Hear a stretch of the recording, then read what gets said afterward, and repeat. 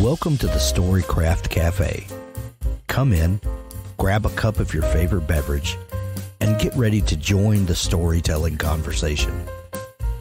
Storycraft Cafe is brought to you by Dabble, the ultimate cloud-based fiction writing software.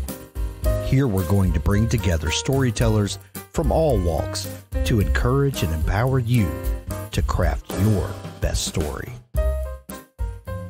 October is finally here, and in the writing community, we refer to the month before NaNoWriMo, or National Novel Writing Month, as Preptober.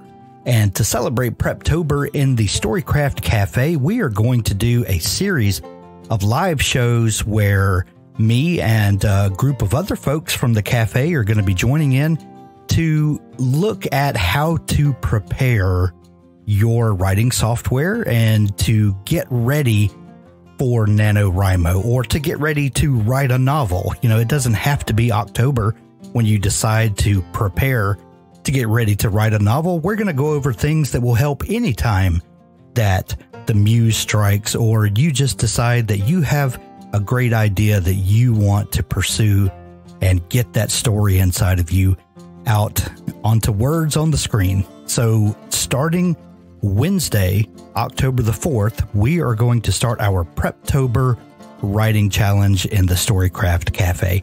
Go to storycraft.cafe and you can join in while we do this live stream. We'll also be releasing these on our podcast channel, but if you want to join in live as we do it on YouTube, find the link at storycraft.cafe and come join us. Jump in and join all the shenanigans going on and share ideas with us. I can show you how to set up Dabble so that you can get started, but it's always fun when you have other people to bounce ideas off of and to, you know, let the creativity flow. Storycraft.cafe. Come join us, won't you? Now on to our show. Live here in the Storycraft Cafe, I am your host, Hank Garner. Today, I am super excited to have Carlie Walker on the show with me. She has a brand new book, and today is release day for the Takedown. And what a fun book this is, Carlie. It's a bit of a holiday book, but it is a holiday book, but it doesn't, it's so much more than that. I kept trying to kind of pin down how I would classify this book.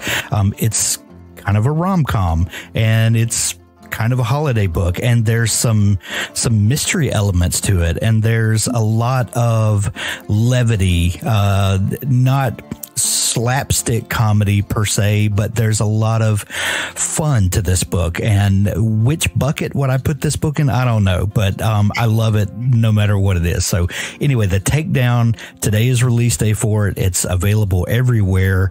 Carlie, welcome to the show.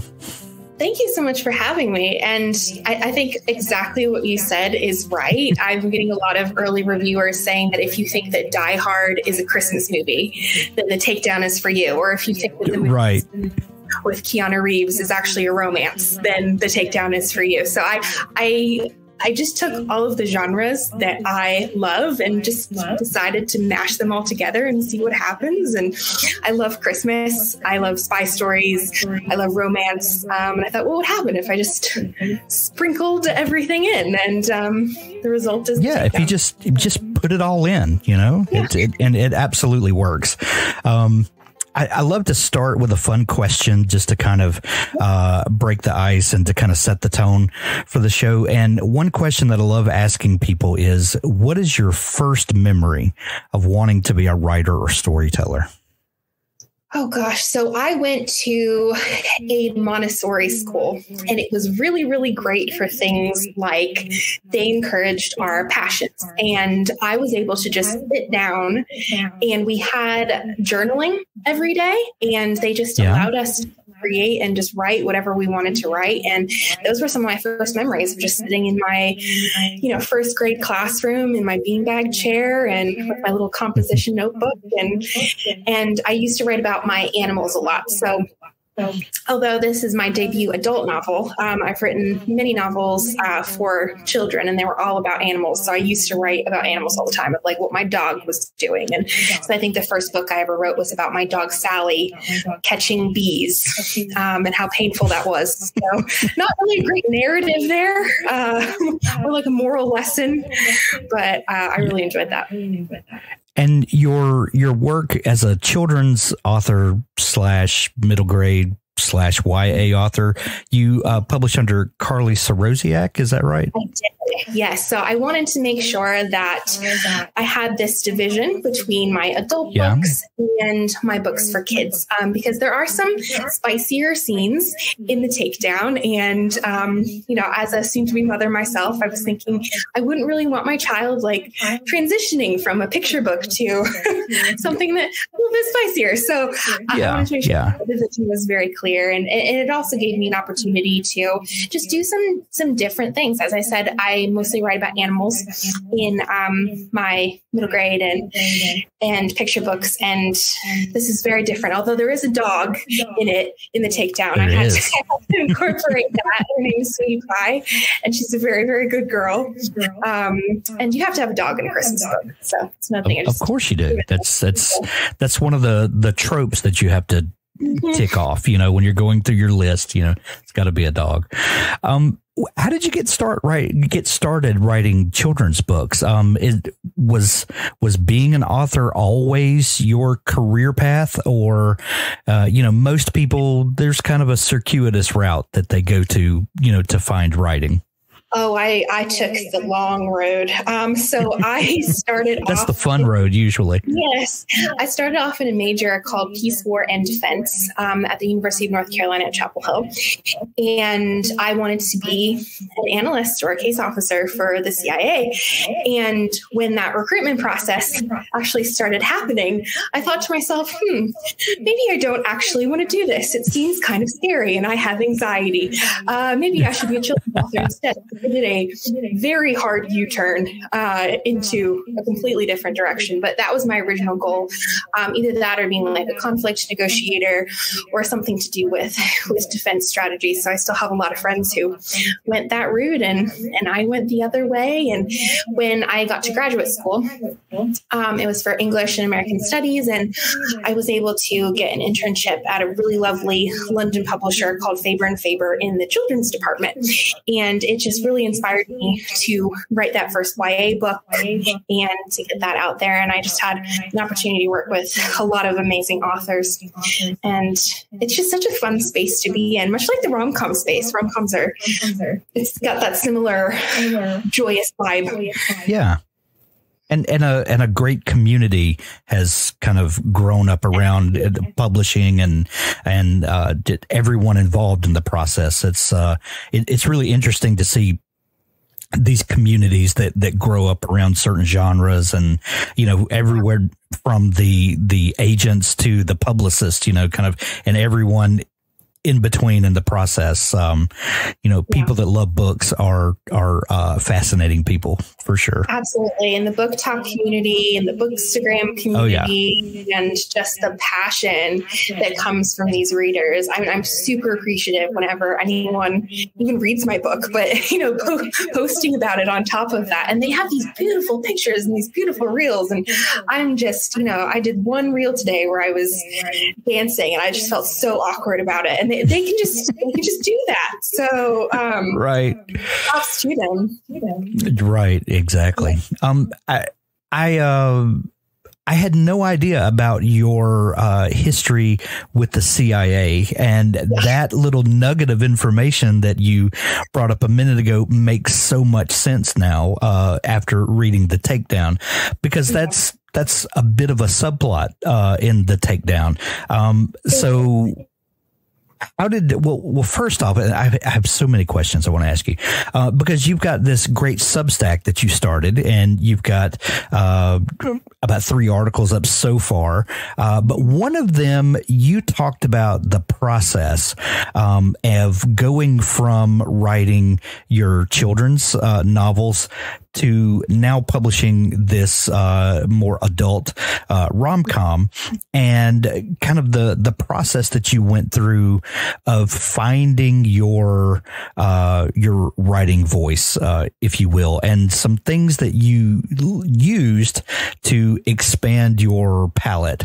One of those was Jessica Brody's book. What was it that because you talked about the transformation that your writing took when doing that. How would you describe your natural your natural gift of writing versus where you are now with the way that you have honed your craft and added to your toolkit and expanded your God-given talent, if you will? Thank you. Well, I started out with just vibes, just like atmosphere and just the feeling of the book. And it turns out when you start writing and you're just doing vibes, the plot suffers because there isn't one. And it took me till actually my middle grade books when I picked up Jessica Brody's Save the Cat Rights novel, and then really dove into it for the Takedown of actually thinking about like even percentage points of like at 25% of the novel that happens, this is the midpoint. And I think that the midpoint in the novel where the midpoint twist actually happened within like 15 words of the word tracker. And it makes it so much punchier, and it makes things make sense, and it makes the editing easier. And I think that there's this stigma. And I think that she even calls it like the F word, which is formula, that we don't really want to confine ourselves into this space. But actually, I found that once I started relying on that formula, which is just the basis of all good stories. I mean, like Joseph Campbell, The Hero's Journey, every story is kind of has these, right? And if we are relying on them, it actually gives us a lot more room for creativity and a lot more space to play, because I don't have to use that part of my brain thinking like, oh gosh, like, what comes next again? I know what comes next. It's supposed to be the bad guys are closing in, or it's supposed to be the Dark Night of the Soul, or and it's really opened up this window for me, and people like my books a lot better because they have plot to them. So yes, plot is helpful. Although I think the vibes, but having plot too. You can have both. It's not either or. You can have a structure and bring all of the things that you love about a story to it. That's something that new writers, especially, I think, struggle with is we think it's some mystical art form, and you either have the gift or you don't. And,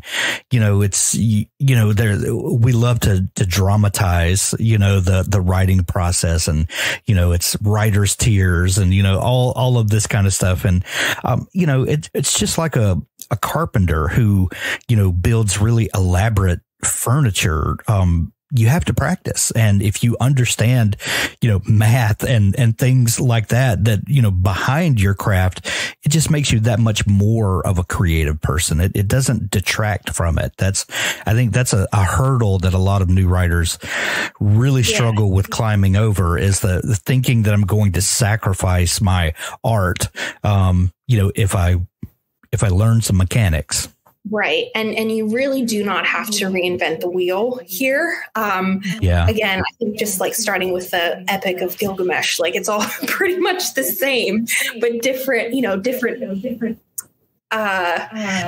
like stuffing in between those beats and in those beats. And one thing you just said, where with the writer's tears, which is something I always want to talk about with the Takedown, is this has been the most joyous experience I've ever had writing a book, and it has been so far my most successful experience, just based on the way it sold in the auction, and that was really eye-opening to me as well, that you didn't have to suffer when you were writing. You actually have on Christmas music and Christmas lights in the background and just be laughing throughout the process and enjoy yourself. And that was not something that I had experienced in the same way with any of my other books, but are still, you know, like funny books. But I really struggled through them, and the Takedown, it was written so quickly, and I just had a lot of fun. So, and I think that also transfers into it. But yeah, so formula, fun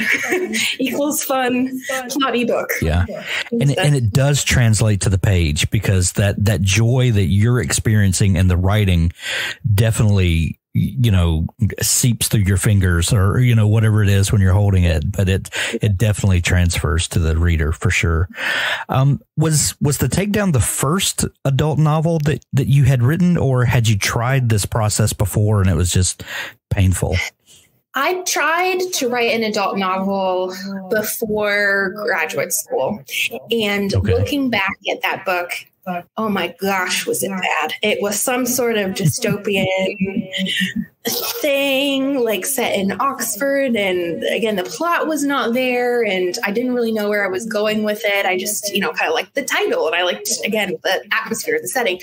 But this was my first, I would say, actual attempt at it, where I knew that when I told myself, so I'm 33 now, I told myself that when I hit 30, that I was going to really try to start writing an adult book, because I was like a proper adult. Now, when I was in my late 20s, I felt like an adult, but not like fully an adult. But now that I was going to write an adult novel. And sorry, pregnancy brain. I don't remember the beginning of this question. I'm very pregnant. But yeah. I was just asking about, was this the first adult book that you had tried? But so then I'm glad you brought that up, because I love to read all sorts of genres, and I love fantasy. I love the Lord of the Rings. You know, I've got collector's editions, but I can't write fantasy, and I've tried over and over again, and it's just not where I land. You know, I write more lighthearted, you know, more like cozy mystery. And that's I love that genre as well, but that's what I really gravitate toward. And I think finding your writer voice is crucial, because you can love to read all sorts of genres, but it doesn't mean that you're going to be the best at writing that, you know. Yeah. So was there a journey toward finding your ideal writing voice, your place in where you fit in the scope of genre? Yeah, I think that for me, across all of my books, that humor has been the connector. And I didn't really realize that I was funny until people started telling me that I was funny. And then I was like, oh, maybe I'm funny. And so every single book that I've written really has this basis in humor. And I totally agree with what you're saying. You know, I'd always wanted to write a fantasy novel, because I love reading fantasy books, and those are the books that I grew up with as a kid. So actually I pitched one for like a middle grade book, and they bought it on a synopsis, and then it took me 3.5 years to write it, because it turns out fantasy is really hard. It is very hard. Yeah. Yes. And with the Takedown, the thing I found the relationships between the characters quite easy, the like almost slapstick humor that you were talking about.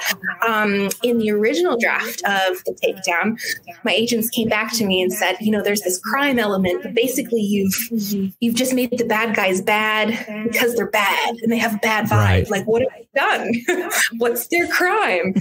So that didn't really come naturally to me. So that had to be teased out. But I think that in all genres, it's just about practice. You know, if I had to write a second fantasy novel now, I think I'd be much better at it because I had 3 years of drafting. And the same with, you know, adult book too, which I just turned in for the drafting process. I feel like the crime element of it is a lot stronger than my first draft of the Takedown. And especially when you get into publishing and you have You have just so much help. Like, it really takes a village. I have an agent on either side of the pond because I moved from London. So my main agent is in London and I have a second agent in New York. Both of them read the books. I have 2 editors who also do the same thing. And by the end of it, you have this thing that you never could have created by yourself. And the same with beta readers and all of your writer friends, and finding that community that's really going to help you, especially when you want to start exploring new genres. Yeah. Speaking of character motivation, bad guys that are bad for other reasons than just twirling mustaches. You can make them mustache twirling, evil villains, but just because you give them a mustache doesn't make them evil. Are there exercises that you do or ways that you kind of explore characters to find their motivation, or to kind of, figure out what would drive a person to, want to join the CIA, or what would drive a person to want to commit this crime? Have you developed things to help discover those characters? Yeah, I do a lot of journaling. And I also think about a lot of characters that I've seen in movies and TV shows that are more than this one-dimensional mustache twirly character. And again, this is something that my agent with so Johnny in the Takedown he's a little bit mustache twirling, but in like a frat boy, like waspy way. But still he has this, really intense like familial obligation. And my agent Claire had recommended that I just watch some clips of The Sopranos and really give that kind of vibe of a big family and what it means to have that family obligation, and how you can get kind of wrapped up and sucked into that. Again, no spoilers, but you kind of don't really know if Johnny's like a bad person. You don't know if Nick's a bad person. And even the term bad person isn't like, no one's really, I guess they're bad people. But, it's more shades of gray than that. It's bad person versus a person who does bad things. And in that you can find motivation. You can, and maybe he's just a spoiled brat and doesn't understand consequences. I mean, that is a motivation, but it's fun to kind of explore where these people come from and why they do the things they do. And I think depending on the genre too, you can go much, much deeper, because this is a rom-com. He was not going to be like super evil. He's going to be like a Ralph Lauren catalog sort of way. $1 billion. Yeah. Yes. Exactly. Talk to me about Sydney Swift. One question I have: how much Taylor Swift were you listening to when you wrote this character? I was listening to a lot of Taylor Swift, and I kept waiting for someone to be like, you can't call her Sydney Swift. Like, you can't do this. And then no one did throughout the entire process. So now that's in the book, and there's some Taylor Swift references, and I loved the song "'Tis the Damn Season" and all of her like Christmassy songs. So Sydney is in some ways my alter ego. I always put a little bit of myself in my characters, even if they're like a golden retriever. And Sydney is kind of who I thought I might have become if I had stuck with the peace, war, and defense route, and I'd stuck with the CIA route, and really just leaned into like intelligence operations, and how my life might have gone. So obviously, maybe not with the donkey costume, the crime lord and sister, and all of that, but just trying to negotiate family and romantic relationships, and how difficult that is as someone who keeps secrets for a living. Gotcha. When you discovered the process that kind of unlocked writing for you, what comes first for you? I'm the thing that I'm fascinated with the most is the moment of creation. People ask all the time, where do you get ideas from? And I hate that question because ideas are everywhere. But what I do find fascinating is that either you're watching a news article and you start playing the what if game, or maybe you're just minding your own business and a character walks onto the stage of your mind and you're like, well, who are you and what are you up to? And, and then the wheels start turning. So at some point, the takedown did not exist whatsoever. And then one of these moments happened, something happened, and then it did exist. And you, as the writer, your job then was to dig this thing up and excavate it and dust it off and edit it. And then it became the book that it is now. So what was that first moment of creation for you?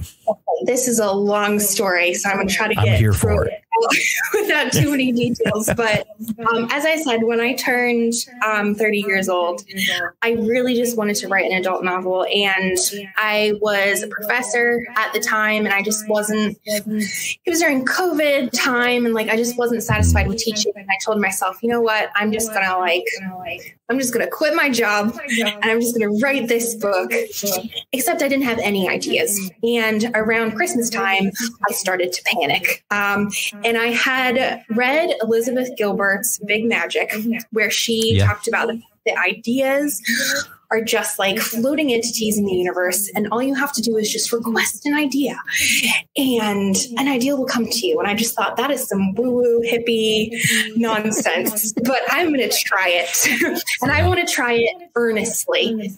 And so I was driving in my car, and I was on the way to CrossFit because I'm a huge CrossFitter. I love stories about strong women and lifting and everything. Oh, yeah. And I was thinking about that. And I just said, universe, I'm ready.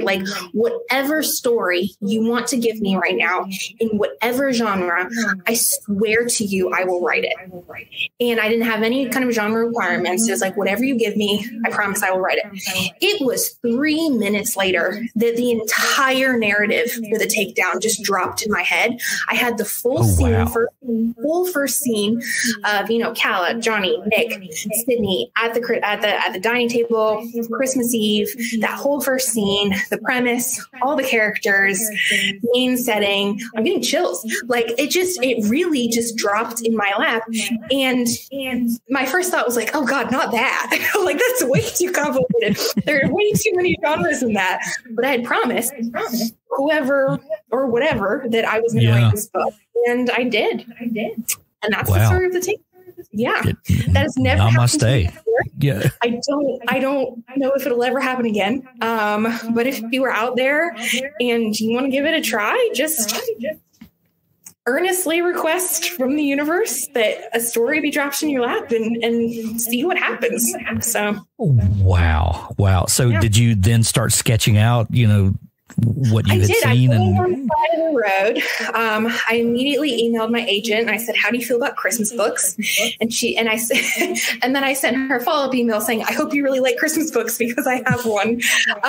And she sent back 15 minutes later, I love Christmas books, send me a pitch. And I sent her a pitch in January when I had all of the first pages complete. And we sent those out to U.S. agents because she wanted to get a U.S. agent on board as well, just right at the beginning for that kind of story development. And then the rest is history.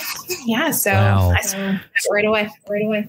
So would this have been last year? This was January. I'm really bad with dates. So it would have been, I think it would have been 2 years ago, 2 Januaries ago. Okay. Gotcha. Because it took a little while through the submission process, and then although it was purchased pretty quickly, but we had to do the edits and all that. So I did a few rounds with my agent before we went out on submission, just to make sure it was as polished as possible. And that was something that I've also never really gone through before, because usually I sell a book on just a synopsis instead of writing the full thing. It was exciting. Well, I know most nonfiction books are sold that way, with a synopsis, and you sell the idea more or less, and it's definitely more than just an idea. There's a lot of work that goes into a fleshing out a whole synopsis and all that. Are children's books similar to that? I wasn't aware that it was. With the children's books, I've been working for a while with a really wonderful publisher in the UK called Nosy Crow that just seems to trust that I know how to write books, and it does well. So I've just been selling books to them, and once I had my first one, they were just buying it based on a synopsis after that. So gotcha. And so when you told your agent, I have this idea for a Christmas book, what did you guys do to gauge the interest before? Because, when you're writing fiction, a lot of times you write an entire novel and you invest, the better part of a year, a lot of times into this book, not knowing if anyone cares, about it. You do all the work up front. Is that the way this book came about, or did your agent have a way to kind of gauge interest before you did all this work? How did that happen for you? So Claire is wonderfully, she has her finger really on the pulse of the industry and what editors are looking for. And the same with Pete Knapp, my agent in New York. And I think that we talked about comp titles, so comparison titles of what would this book be like and what did it feel like. And it felt a little bit like Miss Congeniality meets like a more, kind of sexier rom-com. And we were pretty certain that people were going to like that based on what was selling and what Book Talk was interested in. So it wasn't like we went out to publishers and said, would you be interested in this book? It was more of just this general sense that this is what's selling in the market right now. And they use tools like BookScan to see how many books are being purchased and what categories and genres. So I was pretty confident, and she was pretty confident that it was going to land somewhere. So not only working on your story structure skills, but understanding the market as well. Just to know, if I write this book, is there any interest at all with readers? That is. That's another, kind of pulling the curtain back on being a professional writer is, it doesn't sound all woo woo and sexy and, all of the artsy, that it's an industry, and we need to know if someone's going to be there to buy it if we produce it. Yeah. I think also, it's half that, but also if you are creating a book and you are just so passionate about it and it really makes you smile and makes your heart beat faster, there is someone out there who is also going to have that same reaction. So the amount of effort and love that you're pouring into a book is going to be reflected back to you and your readers. So I never like to say, make sure you look at the market and what's selling. I mean, obviously don't write like a 200,000 word middle grade book, but at the same time, don't pigeonhole yourself into, okay, well, this is selling, because if I had done that, I wouldn't have written like a female spy Christmas book, because there was no description for that. And I think that that's something that publishers also really were attracted to. As I said, I've never had as much initial interest in a book that I had during this submission. I think it went to an 8-house auction in the US and a 5-house auction in the UK, which I'd never even had wild. Interested in my work before. And I think that was because it was a mix of so many different genres, and it was something that was like a little bit more unique in the rom-com space. Yeah. And the rom-com space is already doing so much. Like there's already, it's a great space to be in. So the mix of the two, keeping your eye on the market, but not letting the market dictate exactly what you want to do, letting your passion. Yeah. So I have to ask you this, Carlie. Is this the last time that we'll see Sydney Swift and company? Or, if people love this book, can there be more? I'm very open to writing more. I think we're just going to see how the first one does. I just submitted a second book, which is another standalone. There is one character who does reappear, and that's Gail, who is the kind of FBI boss. She recruits like another person for another mission, but it's very, very different than the Takedown. It's actually more of a summer book, and it's in Italy and has some assassins in it. So we'll see how it goes. But but I never say never. And I, again, really loved writing these characters. And that was a discussion that we had up front of, should it be Kella's story next, who's the sister in the Takedown? And maybe we'll see how it goes. Maybe. I love it. I love it. Well, the Takedown is available everywhere today, and you can go visit your local bookstore and pick it up, or we'll put links to it to the Amazon page if you don't have a great local bookstore to visit. It is October 3rd today, so it is available everywhere. Go grab it. Carlie, if people are just, discovering you and they buy the book and they love it and they want to follow along with news coming up, where's the best place for people to find you online to keep in touch? So I'm pretty active on Instagram at Carlie Walker author, and also carliewalker.com, but I'm not a tech person, so that'll just be the same. But as a contact form, so you can contact me and I'll contact you.